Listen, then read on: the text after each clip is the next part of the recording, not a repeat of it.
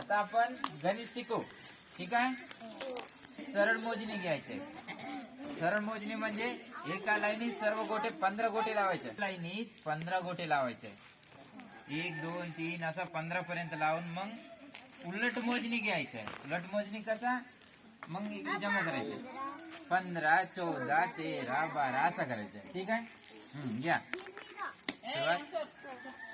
घ्या 12 11 10 9 8 7 6 5 4 3 2 1 झाला. ठीक. मग 3 गोटे लावायचे. ठीक आहे.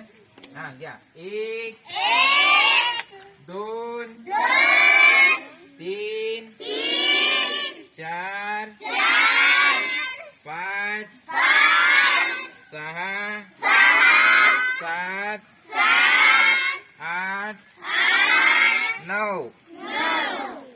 त्यानंतर कालच्या लाईनीत 3 गोटे लावा. बरोबर लावले ना. हा कालच्या लाईनीत आपला कालचा संख्या काय आहे 3. हा लावा 3. 1 त्याच लाईनीत नाही लावायचं, खाली लावायचं. हा 1 2 3. आता आपण जे अगोदर लावलो 9 आणि जे नंतर लावलो 3 हे सर्व एका वेळी मोजायचं आहे.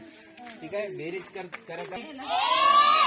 2 3 4 5 6 7 8 9 10 11 12